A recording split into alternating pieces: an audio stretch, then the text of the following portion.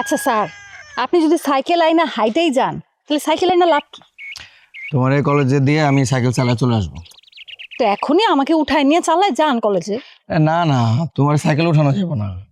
তাছাড়া সাইকেলটা অনেক পুরানো, যে কোনো সময় যে কোনো দুর্ঘটনা ঘটে যেতে পারে। সাইকেল তো ঠিক আছে স্যার, আমার নেন না। আঙ্গুরি, আমি তোমার স্যার, যেটা বলবো সেটা শুনবা, তা না হলে জীবনে কিছু করতে পারবা না। আচ্ছা স্যার, তাহলে আপনি বাড়িতেই চলে যান, আপনার শুধু শুধু কষ্ট করার দরকার নেই, আমি একাই কলেজে যাইতে পারবো। দেখো আঙ্গুরি, ইচ্ছা করলে আমি চলে যেতে পারবো না।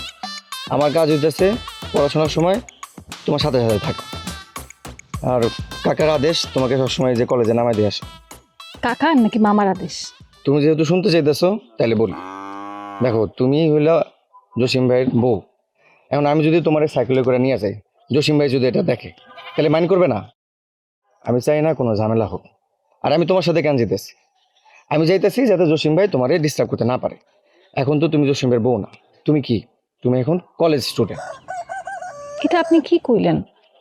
জসিম আমার স্বামী, এখন ও যদি আসে আমার সাথে কথা কইতে চায়, আমার একটু হাত ধরতে চায়, আপনি যদি কিছু বলেন, মানুষ তো উল্টা আপনারই মারবো। এত কিছু আমি চিন্তা করিনি, আমারে যেটা বলা হয়েছে আমি সেটাই করতেছি। স্যার, আপনার কি ফুলকির কথা মনে পড়ে? তাই তো এই রাস্তা দিয়ে কলেজে নিয়ে যেতেন, এখন মানুষটা তো আপনার সাথে নাই।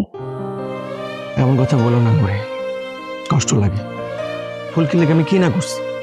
তোমাকে বাড়িতে লজিং মাস্টার আসছে, আর সে কিনা টাকার কাছে আমার ভালোবাসা বিক্রি করে দিল।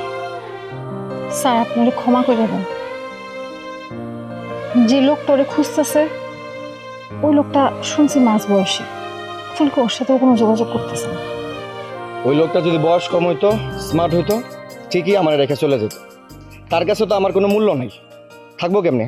আমার কাছে যে টাকা নাই, আর তারে ফিরে আনা লাভ কি? ফিরে আনা তো তার ডিমান্ড আমি পূরণ করতে পারবো না। এসে ভালো সে তার রাস্তায় আছে, আমি আমার রাস্তায় আছি। দোয়া করি সে ভালো থাকুক। সরি স্যার, কথাগুলো বলা আমার আসলে ঠিক হয়নি। একটা কাম করলে কেমন হয়, আপনি ফুলকিরে ফেরত নিয়ে আসেন, আমি আব্বারে কই আপনাকে একটা ঘর করে দিতে। না আঙ্গুরি, সবার জীবন তার একরকম না। এই যে জসিম ভাইয়ের সাথে তোমার বিয়ে হয়েছে, এখন তোমরা কিছুদিনের জন্য আলাদা আছো। আলাদা তো আলাদাই। দেখো, আমি একজন বিবেকবান মানুষ হইয়া কোনো প্রতিবাদ করতে পারলাম না। তাই তোমার আমি একটা কথাই বলবো, ফুলকির মতো ভুল করো না।